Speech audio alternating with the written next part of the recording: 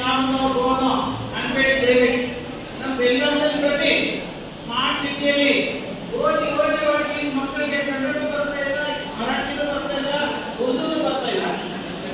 ಓದಿ ಮಕ್ಕಳು ಚಿಕ್ಕ ಚಿಕ್ಕ ಮಕ್ಕಳು ಓನ್ಲಿ ಇಂಗ್ಲಿಷ್ ಮೀಡಿಯಂ. ಎಲ್ಲ ಮಕ್ಕಳ come no take no ask no take no ಇಂಥ ಇಂಗ್ಲಿಷ್ ಮಾತಾಡ್ಲಿಕ್ಕಂತಾರೆ. ಮೀನ್ಸ್ ಇಂಗ್ಲಿಷ್ ಬರೋದಿಲ್ಲ. Come no go no that's not English. Papa, English is simple. That way. Come go go. English Allah. Instead of that, you must say, do you come? Don't you come? Do you go? Don't you go? You do. You have to be. ಮೂರನ್ನ ಚೆನ್ನಾಗಿ books ಖರೀದಿ ಮಾಡಿ grammar ಚೆನ್ನಾಗಿ study ಮಾಡಿ. ಅದೇ ಮೂರಷ್ಟು ನಿಮಗೆ 30% grammar super ಬರ್ತದ. ಆಮೇಲೆ spoken English standard ಆಗ್ತದ. ನನಗೂ ಇಂಗ್ಲಿಷ್ ಬಹಳ ತೊಂದರೆ ಆಗ್ತಾ ಇತ್ತು. ನಾನು ಗ್ರಾಮರ್ ಸ್ಟಡಿ ಮಾಡ್ಲಿಕ್ಕೆ ಸ್ಟಾರ್ಟ್ ಮಾಡಿದೆ. ಗ್ರಾಮರ್ 30 ಇಯರ್ಸ್ ಗ್ರಾಮರ್ ಸ್ಟಡಿ ಮಾಡಿದೆ. 30 ಇಯರ್ಸ್ ಈಗಲೂ ಸ್ಟಡಿ ಮಾಡ್ತಾ ಇದ್ದೀನಿ. ಆಗ ನನಗೆ ಗೊತ್ತಾಯ್ತು ನಾವು ಎಂತ ಇಂಗ್ಲಿಷ್ ಮಾತಾಡ್ತೀವಿ, ಎಂತ ಇಂಗ್ಲಿಷ್ ಅನ್ನು ಯೂಸ್ ಮಾಡ್ತೀವಿ ಅಂತ ಹೇಳಿ. ಸೊ ದಯವಿಟ್ಟು English medium, Kannada medium, Hindi, Marathi, Urdu ತಲೆ ಕೆಡಿಸ್ಕೋಬೇಡಿ. ನೀವು ಯಾವ್ದಾದ್ರು ಭಾಷೆಯಲ್ಲಿ ಕಲ್ತ್ಕೊಳ್ಳಿ. ನಿಮ್ಗೆ ಯಾವ್ದು ಅನುಕೂಲ ಇದ್ದ ಭಾಷೆಯಲ್ಲಿ ಸ್ಟಡಿ ಮಾಡಿ. That's left to you. ಆದ್ರೆ ಗ್ರಾಮರ್ ನೀವು ಯಾವುದೇ ಇರಲಿ, ಇವಾಗ ಇಂಗ್ಲಿಷ್ ಇಂಟರ್ನ್ಯಾಷನಲ್ ಭಾಷೆ ಇದೆ. ಇಂಗ್ಲಿಷ್ ಚೆನ್ನಾಗಿ ನೀವು ಅರ್ಥ ಮಾಡ್ಕೊಳ್ಳೇಬೇಕು. ಈಗ ನಾನು ಹೇಳಿದೆಲ್ಲ ಕೋಟಿ ಗಟ್ಟಲೆ ಸ್ಯಾಲರಿ ತಗೋತಾ ಇದ್ದಾರೆ ಇಂಜಿನಿಯರಿಂಗ್ ಸ್ಟೂಡೆಂಟ್ಸ್, ಇವನ್ ಅದರ್ ಸ್ಟೂಡೆಂಟ್ಸ್. ಅದಕ್ಕೆ ಅವರು ಎಲ್ಲರಿಗೂ ಸಿಗುವುದಿಲ್ಲ. ಅದಕ್ಕೆ ಅಲ್ಲಿ ಸೆಲೆಕ್ಷನ್ ಮಾಡೋ ಮುಂದೆ ನಿಮ್ಮ ಇಂಗ್ಲಿಷ್ ನಲ್ಲಿ ನಿಮ್ಮ ಎಷ್ಟು ಸೂಪರ್ ನಾಲೆಜ್ ಇದೆ ಸ್ಟಡಿ ಮಾಡ್ತಾರೆ. ಇಂಜಿನಿಯರ್ಸ್ ಇರ್ಬೋದು, ಅದು ಬೇರೆ, ಅದು ಪಾರ್ಟ್ ಬೇರೆ. ನಿಮ್ಮ ಇಂಗ್ಲಿಷ್ ಚೆನ್ನಾಗಿರ್ಬೇಕು, ರೈಟಿಂಗ್ ಚೆನ್ನಾಗಿರ್ಬೇಕು, ಗ್ರಾಮರ್ ಸೂಪರ್ ಇರ್ಬೇಕು. ಆಗ ಹೋಗಿ ನಿಮ್ಗೆ ಎಲ್ಲೆಲ್ಲ ಜಗತ್ತಿನಲ್ಲಿ ಏನೆಲ್ಲ ಸಿಗುತ್ತೆ. ಸೊ ನಾನಿಲ್ಲಿ ಶಾರ್ಟ್ ನಲ್ಲಿ ಗ್ರಾಮರ್ ಐಡಿಯಾ ಕೊಡ್ತಾ ಇದ್ದೇನೆ. ಒಂದು ಸಮಾಜದಲ್ಲಿ ಮೊದಲೇ ಎದುರಿಸ್ಬಿಡ್ತಾರೆ ಎಲ್ಲರೂ. ಆಮೇಲೆ ಏನೋ ಅಲ್ಪ ಸ್ವಲ್ಪ ಸ್ಟಡಿ ಮಾಡಿ ಪ್ರಯತ್ನ ಮಾಡುವಂತ ಸ್ಟೂಡೆಂಟ್ಸ್ ಕೂಡ ಎದುರು ಬಿಡ್ತಾರೆ. ಭೂಗೋಳ ಇಷ್ಟೆಲ್ಲ ಕಾಂಪ್ಲಿಕೇಟೆಡ್ ಮ್ಯಾಟರ್ ಸ್ಟಡಿ ಮಾಡಿದ್ರೆ ನಮ್ಮ ಗತಿ ಏನು? ನನ್ನ ಸ್ಕೂಲ್ ಕಾಲೇಜ್ ಸಿಲೆಬಸ್ ಸ್ಟಡಿ ಮಾಡಬೇಕಾಗಿದೆ, ಗ್ರಾಮರ್ಗಾಗಿ ಎಲ್ಲಿ ಸಮಯ ತೆಗಿಲಿ ಮರಾಯ ಅಂತ ಹೇಳಿ ನಾವು ಮತ್ತೆ ಎದುರು ಬಿಡ್ತೀವಿ. ಸ್ವತಃ ನನಗೆ ಇದೆಲ್ಲ ಆಗಿದೆ. ನಾವು ಹಳ್ಳಿ ಈ ಎಲ್ಲ ಸಮಸ್ಯೆಗಳು ಬರ್ತಾ ಇದ್ದು ಹಳ್ಳಿಗೆ ಬಂದರು. ಅದಕ್ಕೆ ನಾನು ಬೆನ್ನತ್ತಿದೆ, ನೋಡೋಣ ಇದನ್ನಂತೆ. ಸೊ ಗ್ರಾಮರ್ ಎಷ್ಟಿದೆ ಗೊತ್ತು? ಸುಮ್ಮನೆ ಅನ್ವಾಂಟೆಡ್ ಥಿಂಗ್ಸ್ ಅಲ್ಲಿ ಹಾಕೋಬೇಡಿ. Only 8 parts of speech, 8 parts of speech ಮತ್ತು ಅವುಗಳ ಉಪಭಾಗಗಳನ್ನ ಸ್ಟಡಿ ಮಾಡಿದರೆ ಸಾಕು. ಗ್ರಾಮರ್ ಬೇಕಾದಷ್ಟು ಕವರ್ ಆಗ್ತದೆ. ಇನ್ನು ಅಡಿಷನಲ್ ಪ್ರಾಕ್ಟೀಸ್ ಬೇಕು, ರೈಟಿಂಗ್ ಬೇಕು, ಅದು ಮಾತು ಬೇರೆ. ಆದರೆ ಗ್ರಾಮರ್ ನಾನು ಜಸ್ಟ್ ಒಂದು ಐಡಿಯಾ ಕೊಡ್ತಾ ಇದ್ದೇನೆ. ನಾವು ನೋಡಿ, ಜಗತ್ತಲ್ಲಿ ಎಷ್ಟೊಂದು ಸತೀವಿ, ನಿಲ್ತೀವಿ, ಈ ಎಲ್ಲ ವಸ್ತುಗಳಿಗೆಲ್ಲ ಇವೆಲ್ಲ ಕಣ್ಣಿಗೆಲ್ಲ ಕಾಣ್ತಾವಲ್ಲ, ಈ ಎಲ್ಲ ವಸ್ತುಗಳು ಎಲ್ಲವೂ ನೌನ್ಸ್. ಈ ನೌನ್ಸ್ ಅನ್ನ ರಿಪೀಟ್ ಮಾಡಬಾರ್ದಂತ ಹೇಳಿ ನಾವು ವರ್ಡ್ ಯೂಸ್ ಮಾಡ್ತೀವಿ. That's pronoun. ಎರಡನ್ನೂ ಎಕ್ಸ್ಪ್ಲೇನ್ ಮಾಡ್ತೀವಿ. adjective. ಬರೀ ಒಂದನ್ನ ಅರ್ಥ ಮಾಡ್ಕೊಳ್ಳಿ. ಜಗತ್ತಲ್ಲಿ ಗ್ರಾಮರ್ ಸೂಪರ್ ಬರ್ತದ, ಬೇರೆ ಏನಿಲ್ಲ. Main 8 parts of speech, backbone of any language. That's the grammar. ಅದರಲ್ಲಿ 8 parts of speech. 8 parts of speech ನಲ್ಲಿ noun king ಇದೆ, ಉಳಿದೆಲ್ಲ ಸರ್ವೆಂಟ್ಸ್ ಇವೆ. ನಾವು ಅದರ ಬದಲಾಗಿ instead of noun we use pronoun. Next verb ಆ ನೌನ್ಕಾಗಿ ದುಡಿತದ ನೌನದ ಆಕ್ಟಿವಿಟೀಸ್ ಹೇಳ್ತದ ಆಕ್ಷನ್ಸ್ ದಟ್ಸ್ ವರ್ಬ್ ಇನ್ನು ವರ್ಬ್ ಅನ್ನ ಡಿಸ್ಕ್ರೈಬ್ ಮಾಡ್ತದ ದಟ್ಸ್ ಅಡ್ವರ್ಬ್ ಅಂದ್ರೆ ನೌನಿಗೆ ಆಕ್ಷನ್ ಹೇಳ್ತದ ವರ್ಬ್ ಅದನ್ನ ಡಿಸ್ಕ್ರೈಬ್ ಮಾಡ್ತದ ಅಡ್ವರ್ಬ್ ಮೀನ್ಸ್ ಇವು ಎರಡು ನೌನ್ಕಾಗಿ ದುಡಿತವೆ noun is the king the meaning all are servants next preposition ಏನ್ ಮಾಡ್ತದ nouns ದಲ್ಲಿ ರಿಲೇಷನ್ ಹೇಳ್ತದ it gives the relation between nouns for example nouns and pronouns for example book is on the table ಒಂದು ನೌನ book ಇನ್ನೊಂದು ನೌನ on preposition book is on the table we are in the class ನೋಡಿ ಈ preposition ಕೂಡ noun ಗಾಗಿ ದುಡಿತದ next conjunction ಇಲ್ಲಿ nouns ಅನ್ನು ಕೂಡಿಸ್ತದ ಅಥವಾ divide ಮಾಡಿ ಹೇಳ್ತದ Gopal and Ram and Gopal ಕೂಡಿಸಿ ಹೇಳ್ತದ ಸೀತಾ or ಗೀತಾ ಇವು nouns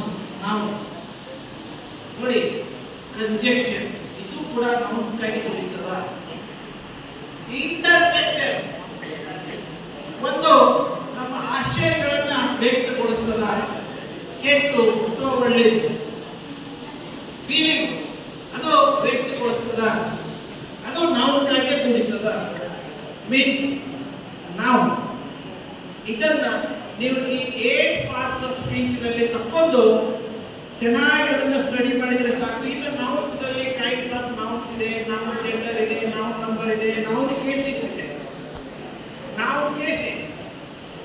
ನೌನ್ ಕೇಸಸ್ ಬಹಳ ಚೆನ್ನಾಗಿ ಓದಬೇಕ್ರಿ ಇವಾಗ ಒಂದು ವಿಚಿತ್ರ ಸತ್ಯ ಹೇಳ್ತೀನಿ ನಿಮಗೆ TO2 ಜಗತ್ತಿನಲ್ಲಿ ಹೈಯೆಸ್ಟ್ ಯೂಸ್ ಆಗೋ ಶಬ್ದ ಅದರ ವಿಚಿತ್ರ ಅಂದ್ರೆ ಜಗತ್ತದ ಗ್ರಾಮರ್ ಬುಕ್ಸ್ ಬರೀ ಲೇಖಕರೇ TO2 ಅನ್ನು ಎಕ್ಸ್ಪ್ಲೇನ್ ಮಾಡಿಲ್ಲ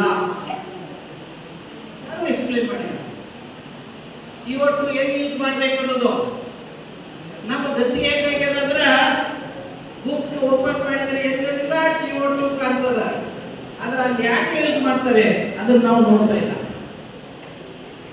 ಇದು ನೌನ್ ಕೇಸಸ್ ನಲ್ಲಿ ಬರ್ತದ ವಿಶೇಷವಾಗಿ Chaturthi ವಿಭಕ್ತಿಯಲ್ಲಿ TO2 for example TO2 ನೋಡಿ ಚತುರ್ಥಿ ವಿಭಕ್ತಿ ಕನ್ನಡದಲ್ಲಿ ಯಾವ ಪ್ರತ್ಯಯ ಬರ್ತವೆ ಗೆ ನಾನು ಧಾರವಾಡಕ್ಕೆ ಹೋಗುತ್ತೇನೆ ಧಾರವಾಡಕ್ಕೆ ಬೆಳಗಾಮಕ್ಕೆ ಊರಿಗೆ ಹೇಳಲಿಕ್ಕೆ ಕೇಳಲಿಕ್ಕೆ ನೋಡಲಿಕ್ಕೆ ಆಡಲಿಕ್ಕೆ ಕಲೀಲಿಕ್ಕೆ ಓದಲಿಕ್ಕೆ ತಿನ್ನಲಿಕ್ಕೆ ಗೆ ಎಲ್ಲೆಲ್ಲಿ ಬರ್ತದೋ ಇದು ಅಂತ್ಯ ಪ್ರತ್ಯಯ ಬರ್ತದ ಕನ್ನಡದಲ್ಲಿ ಇಂಗ್ಲಿಷ್ ನಲ್ಲಿ ಅಂತ್ಯ ಶಬ್ದ ಬರ್ತದ ಚತುರ್ಥಿ ವಿಭಕ್ತಿ TO2 ಧಾರವಾಡಕ್ಕೆ ಟು ಧಾರವಾಡ ನಾನು ಧಾರವಾಡಕ್ಕೆ ಹೋಗುತ್ತೇನೆ ಐ ಗೋ ಟು ಧಾರವಾಡ ನಾನು ಕಾಲೇಜ್ಗೆ ಹೋಗುತ್ತೇನೆ ಐ ಗೋ ಟು ಕಾಲೇಜ್ ನೋಡಿ ಸುಮ್ಮನೆ ಇದೇನು ಬಿಟ್ಟು ನಾವು ಎಲ್ಲೆಲ್ಲ ಬರೀತೀವಲ್ಲ ಕೇಳ್ತೀವಲ್ಲ ಅಂತ ಅನ್ಕೋಬೇಡಿ ಕೇಸಸ್ ನಲ್ಲಿ ಹೋಗಿ ಸ್ಟಡಿ ಮಾಡಬೇಕು ನಿಮಗೆ ಕಾಂಪಿಟೇಟಿವ್ ಎಕ್ಸಾಮ್ ನಲ್ಲಿ ಪ್ರಾಪರ್ ಗ್ರಾಮರ್ ಇರಲಾರ್ದ ಎಂದೂ ನೀವು ಪಾಸ್ ಆಗಲಿಕ್ಕೆ ಸಾಧ್ಯ ಇಲ್ಲ ನಾನು ಹೆದರಿಕೆ ಆಗೋದಿಲ್ಲ ಇಂಟರ್ನ್ಯಾಷನಲ್ ಲೆವೆಲ್ನಲ್ಲಿ ನೀವು ಇಂಟರ್ವ್ಯೂಗೆ ಹೋದ್ರೆ ಇವ್ನ ಅಬ್ಸರ್ವ್ ಮಾಡ್ತಾರೆ ಈ ನಿಮ್ಮ ಭಾಷೆ ಅಬ್ಸರ್ವ್ ಮಾಡ್ತಾರೆ ಸೊ ಇದನ್ನ ನೆನ್ಪಿಡಿ ಇದು ಚತುರ್ಥಿ ವಿಭಕ್ತಿ ಹೋಗ್ಲಿಕ್ಕೆ ಚತುರ್ಥಿ ವಿಭಕ್ತಿ ಬರಲಿಕ್ಕೆ ಎಲ್ಲೆಲ್ಲಿ ಕೇಕೆ ಮರಾಠಿ मध्ये याला तुम्हाला सलाते मी बेळगावला जातो जिथं जिथं ना येतो तिथं टू ठेवा ಕಾಂಪಿಟೇಟಿವ್ ಎಕ್ಸಾಮ್ ನಲ್ಲಿ ಟ್ರಾನ್ಸ್ಲೇಷನ್ ಪ್ಯಾರಾಗ್ರಾಫ್ ಕೊಟ್ಟಿರ್ತಾರೆ ಇದಕ್ಕೆ ಕೊಟ್ಟಿರ್ತಾರೆ मी बेळगावला जातो I go to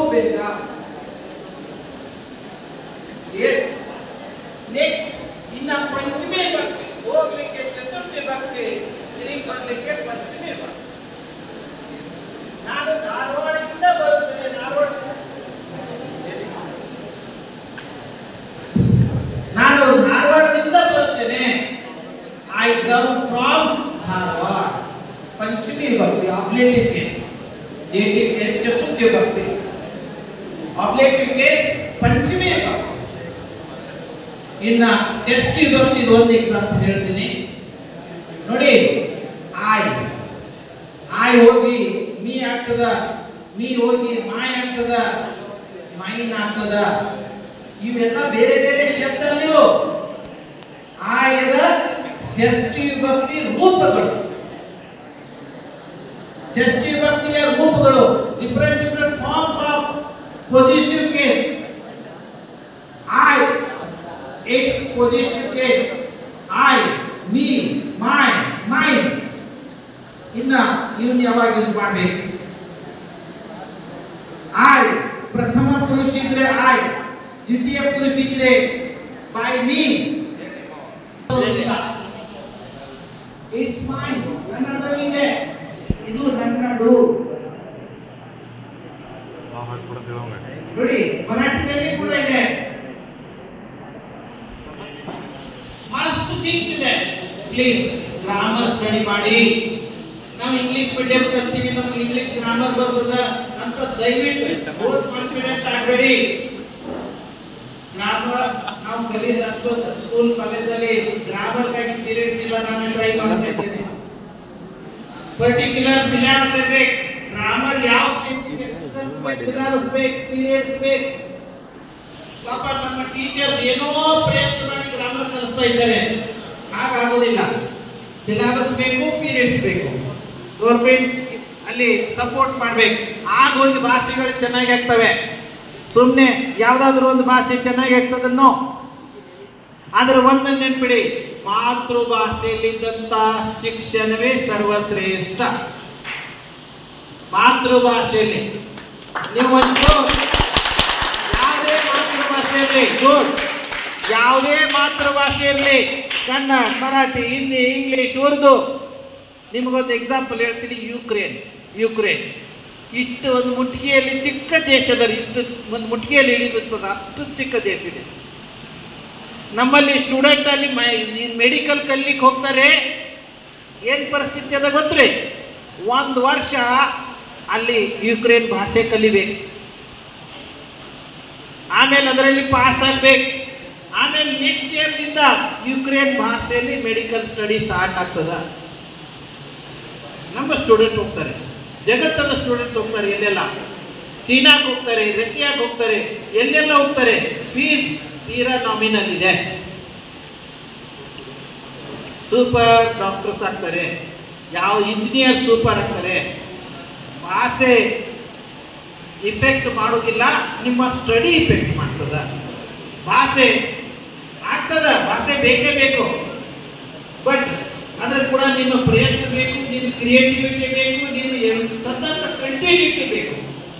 ಎಲ್ಲ ಒಂದಕ್ಕೊಂದು ಲಿಂಕ್ ನವ. ಎಸ್, ಈಗ ನಾನು ಒಂದು just backbone of English grammar ಅಥವಾ any language grammar, that's the parts of speeches. ಅದರಲ್ಲಿ ನಾವು ಕಿಂಗ್ ಮತ್ತು ಉಳಿದದ್ದು ಸರ್ವರ್ಸ್. ಈಗ ಷಷ್ಠಿ ವಿಭಕ್ತಿಯಲ್ಲಿ ಇನ್ನೊಂದು ಎಕ್ಸಾಂಪಲ್ ಹೇಳ್ತೀನಿ ನಿಮಗೆ. ನಾನು ಸ್ಕೂಲ್ ಕಾಲೇಜ ಎಲ್ಲ ಊರುಗಳಲ್ಲಿ ಹೋದಾಗ ಬರೆದಿರ್ತಾರೆ, ಬೋರ್ಡ್ ಬರೆದಿರ್ತಾರೆ, ನೋಡ್ಬೇಕು. ಗರ್ಲ್ಸ್ ಹೈಸ್ಕೂಲ್ ಅಲ್ಲಿ ಸಿಂಗ್ಯುಲರ್ ಬರ್ದು ಅಲ್ಲಿ ಅಪಾಸ್ಟ್ರಾಫ್ ಇಂಟು ಎಸ್ ಇರ್ತಾರೆ ಎಷ್ಟೋ ಕಡೆಗೆ. ಅಂದ್ರೆ ಸಿಂಗಲ್ ಹುಡುಗಿ ಶಾಲೆ, only one girl is studying there, that girls high school. ಎಷ್ಟೋ ಕಡೆ ಬರ್ತಾರೆ ಬಾರೆ. ಅದು ಏನಾಗ್ಬೇಕು? ಅದು ತಿರುಗುರಲ್ಲಿ ಅಷ್ಟ ಆಗುದಂದ್ರ ಅಪಾಸ್ಟ್ರಾಫ್ ಆಗ್ಬೇಕು. ಇಲ್ಲಾಂದ್ರೆ ಅಪಾಸ್ಟ್ರಾಫ್ ಇರ್ಲಿಲ್ಲ ಅಂದ್ರೆ ಗರ್ಲ್ಸ್ ಹೈಸ್ಕೂಲ್ ಸಂಬಂಧ ಇಲ್ಲ. ಅಲ್ಲಿ ಹುಡುಗಿಯರು ಅದಾರೆ, ಇಲ್ಲಿ ಹೈಸ್ಕೂಲ್ ಇದೆ ಅಂತ. ಹುಡುಗಿಯರ ಶಾಲೆ, ಬಾಲಕಿಯರ ಶಾಲೆ, ಹುಡುಗರ ಶಾಲೆ, ಬಾಲಕರ ಶಾಲೆ. That's boys apostrophe, girls apostrophe. In the same way, somebody asked that, what is your father's name? Father's name. ಅಲ್ಲಿ ಅಪಾಸ್ಟ್ರಾಫ್ ಇಡ್ಲಿಲ್ಲ ಅಂದ್ರೆ ಏನಾಗ್ತದೆ? ಪ್ಲೂರಲ್ ಆಗಿರ್ತದ. What is your father's name? It must be apostrophe s. Father apostrophe s. ನಿಮ್ಮ ತಂದೆಯ ಹೆಸರೇನು? तुझ्या वडिलांचे नाव काय? ಇದು ಬರ್ತದ ಒಂದು ಅಪಾಸ್ಟ್ರಾಫ್ ಮಿಸ್ ಆದ್ರೆ. ಸೊ ದಯವಿಟ್ಟು ಇಂಥ ಥಿಂಗ್ಸ್ ಅನ್ನ ಸ್ಟಡಿ ಮಾಡಿ. ನೀವು ಎಲ್ಲೋ ಜಾಬ್ ಹೋದಲ್ಲೆಲ್ಲ ನಿಮ್ಮ ಕ್ವಶನ್ಸ್ ಕೇಳುವಾಗ ಆನ್ಸರ್ ಅಷ್ಟೇ ಅಬ್ಸರ್ವ್ ಮಾಡೋದಿಲ್ಲ ಕೇಳುವವರು. ನಿಮ್ಮ ಲ್ಯಾಂಗ್ವೇಜ್ ಅಬ್ಸರ್ವ್ ಮಾಡ್ತಾರೆ, ಬಾಡಿ ಲ್ಯಾಂಗ್ವೇಜ್ ಅಬ್ಸರ್ವ್ ಮಾಡ್ತಾರೆ, ನಿಮ್ಮ ಸ್ಟ್ರೇಟ್ ಆನ್ಸರ್ಸ್ ಅಬ್ಸರ್ವ್ ಮಾಡ್ತಾರೆ. ಸೊ ಇದಕ್ಕೆಲ್ಲ ಪವರ್ ಯಾವಾಗ ಬರ್ತದ? ಗಟ್ಟಿತನ ಯಾವಾಗ ಬರ್ತದ? ನಿಮ್ಮ ಭಾಷೆ ಸ್ಟ್ಯಾಂಡರ್ಡ್ ಇರಬೇಕು. ಭಾಷೆ ಯಾವಾಗ ಗಟ್ಟಿ ಆಗ್ತದ? ನಿಮ್ಮ ಗ್ರಾಮರ್ ಸ್ಟ್ಯಾಂಡರ್ಡ್ ಇರಬೇಕು. ಮತ್ತು ನಿಮ್ಮ ಕಲೆ ಆನ್ಸರ್ದಲ್ಲಿ ಸಿಗುತ್ತೆ, ನಿಮ್ಮ ರೈಟಿಂಗ್ದಲ್ಲಿ ಸಿಗುತ್ತೆ. ರೈಟಿಂಗ್ ಸೂಪರ್ ಕ್ಲಾಸ್ ಇರಬೇಕು. ಬಟ್ ಇವಾಗ ಲಾಸ್ಟ್ ನಿಮ್ಮೊಂದು ರೈಟಿಂಗ್ದ ಒಂದು ಟೆಕ್ನಿಕ್ ಹೇಳ್ಕೊಡ್ತಾ ಇದ್ದೀನಿ. ರೈಟಿಂಗ್ ನಾನು ಅದಕ್ಕೂ ವಿಡಿಯೋಸ್ ಮಾಡಿದ್ದೀನಿ, ಡೀಟೇಲ್ ಆಗಿ ನೋಡಿಕೊಳ್ಳಿ. Without touching pen and paper ಇದಕ್ಕಿದ್ದಾಗ ರೈಟಿಂಗ್ ಸೂಪರ್ ಆಗ್ತದೆ. Without touching pen and paper techniques ಬೇಕು. ಇಲ್ಲಿಂದೆಲ್ಲ ಕೂತಲ್ಲಿ ನಿಮ್ಮ ರೈಟಿಂಗ್ ಸೂಪರ್ ಆಗ್ತದ. ದಯವಿಟ್ಟು ಇವತ್ತು ನಿಮ್ಮ ಮನೆಯಾಗಿನ ಎಲ್ಲ ಸ್ಟೂಡೆಂಟ್ಸ್ನೆಲ್ಲ ಕಲಿಸ್ಬಿಡಿ. ಎಲ್ಲಿ ಹೋದಲ್ಲೆಲ್ಲ ಕೊಡಿ. ಶಿಕ್ಷಣವೇ ಶ್ರೇಷ್ಠ ಆಗ್ತದ. ಈಗ ನಾನು ಎಷ್ಟೋ ಸಾವಿರ ಸ್ಟೂಡೆಂಟ್ಸ್, ಫೇಲ್ಯೂರ್ ಸ್ಟೂಡೆಂಟ್ ನಾನು ಸೂಪರ್ ರೇಕರ್ ಮಾಡಿಕೊಟ್ಟಿದ್ದೇನೆ. ನಾರ್ಮಲ್ ಸ್ಟೂಡೆಂಟ್ಸ್ ಅಂತೂ ಎಕ್ಸ್ಟ್ರಾರ್ಡಿನರಿ. ನನ್ನ ಮಕ್ಕಳು ಇವಾಗ ಬಿಫೋರ್ ನಾನು ಮ್ಯಾಥ್ಸ್ ಪ್ಲಾನ್ ಮಾಡಿದೆ. Next generation only scientist and software engineers R doctors. ಇವತ್ತು 100% ನಾನು ಸಕ್ಸಸ್ಫುಲ್ ಇದ್ದೇನೆ. ಇಬ್ಬರು ಮಕ್ಕಳು ಎಲ್ಲ ಸ್ಟೇಟ್ ರ್ಯಾಂಕ್ಸ್ ಇವೆ, ಆಲ್ ಸಬ್ಜೆಕ್ಟ್ 100% ಮಾರ್ಕ್ಸ್ ಇವೆ ಎಲ್ಲ ಸ್ಟೇಜಲ್ಲಿ. 10th, PU science, BSc, MSc ಎಲ್ಲದರಲ್ಲಿ ಪ್ರತಿ ಒಂದರಲ್ಲಿ ವಿದಿನ್ 45 ಮಿನಿಟ್ಸ್ ಎಲ್ಲ ಪೇಪರ್ಸ್ ಕವರ್ ಮಾಡಿದ್ದಾರೆ. Within 45 minutes. 42 ಇಯರ್ಸ್ ಬ್ಯಾಕ್ ನಾನು PU ಸೈನ್ಸ್ ನಲ್ಲಿ ಮ್ಯಾಥ್ಸ್ ಜಸ್ಟ್ 45 ಮಿನಿಟ್ಸ್ ನಲ್ಲಿ ಬಿಡಿಸಿದೆ with extra questions, with full marks. ಇವತ್ತು ನನ್ನ ಮಕ್ಕಳು ಬಿಡ್ತಾರೆ, ನನ್ನ ಸ್ಟೂಡೆಂಟ್ಸ್ ಎಲ್ಲ ಬಿಡಿಸ್ತಾ ಇದ್ದಾರೆ. ದಯವಿಟ್ಟು ಸೀರಿಯಸ್ಲಿ ತಗೊಳ್ಳಿ, ಸ್ಟಡಿ ಮಾಡಿ. ಎಲ್ಲರೂ ಎಕ್ಸ್ಟ್ರಾರ್ಡಿನರಿ ಆಗ್ತೀರಾ. There is my slogan, nobody is dull and no subject is tough, but we have to follow some special techniques, tricks, methods and ideas. So ಇದನ್ನ ಮಾಡಿ ಸೂಪರ್ ಆಗ್ತೀರಾ. Yes come on. ಈ handwriting ನೋಡಿ super ಆಗ್ತೀರಾ. ಇದಕ್ಕಿದ್ದಂಗೆ ಸ್ವಲ್ಪ ಹೆಚ್ಚು ಕಡಿಮೆ ಆಗ್ತಾ ಇದೆ, ಸ್ಲೀಪ್ ಆಗ್ತಾ ಇದೆ, ಹೆಚ್ಚು ಕಡಿಮೆ. ಅದು ಒಂದು ಐಡಿಯಾ ಸಿಕ್ಕರೆ ಸಾಕು.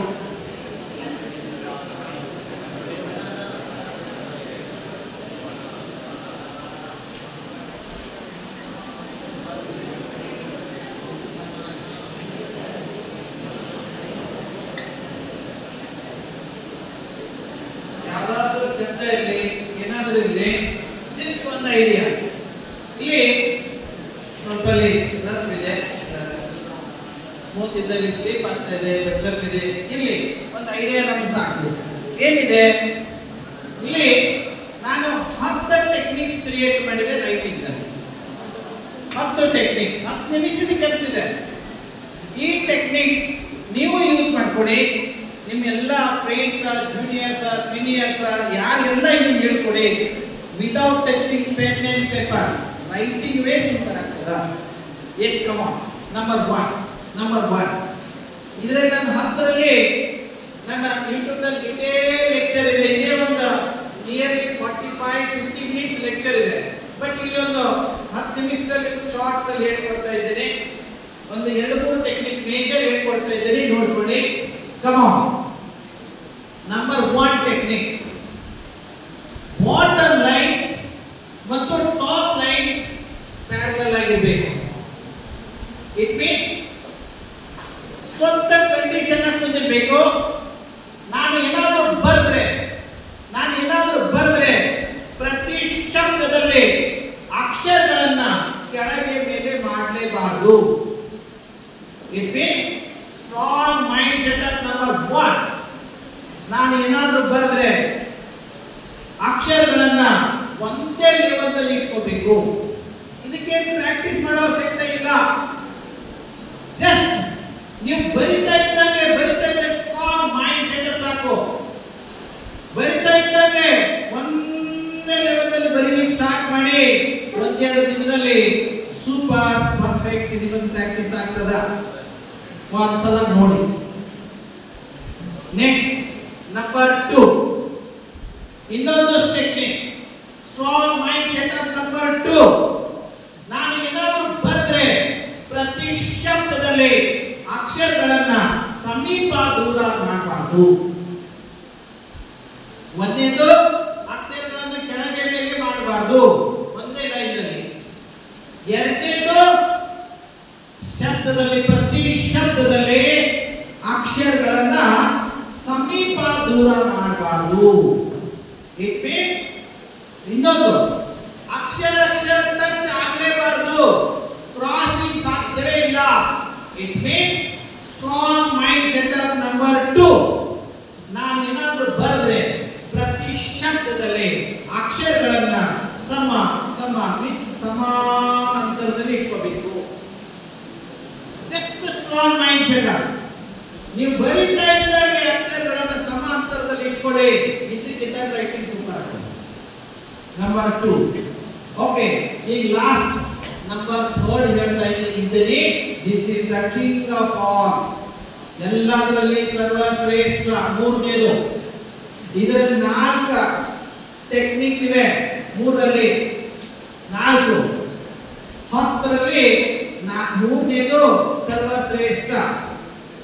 ಇದರಲ್ಲಿ ಪೊಸಿಷನ್ ಇದೆ. ಪೇಪರ್, ಬುಕ್, ನೋಟ್ ಬುಕ್ ಎಲ್ಲಿ ಇಡಬೇಕು ನಮ್ಮ ಎದುರಿಗೆ, ಮೋಸ್ಟ್ ಇಂಪಾರ್ಟೆಂಟ್ ಪೊಸಿಷನ್. ಆಮೇಲೆ ಗ್ರಿಪ್ ಇದೆ, ಸೆಕೆಂಡ್ ಪಾಯಿಂಟ್. ಇದರಲ್ಲಿ ಚಾಯ್ಸ್ ಆಫ್ ಪೆನ್ ಇದೆ. ಸುಮ್ಮನೆ ಯಾವೆಲ್ಲ ಪೆನ್ ಯೂಸ್ ಮಾಡಿದ್ರೆ ರೈಟಿಂಗ್ ಚೆನ್ನಾಗಿ ಆಗುತ್ತಿಲ್ಲ. ನಿಮ್ಮ ರೈಟಿಂಗ್ ಸೂಪರ್ ಆಗಲಿಕ್ಕೆ ಯಾವ ಪೆನ್ ಯೂಸ್ ಮಾಡಬೇಕು, third point. Next 4, slow angle. Okay, ಇದರಲ್ಲಿ 4 ಪಾಯಿಂಟ್ ಒಂದೊಂದಾಗಿ ನೋಡೋಣ.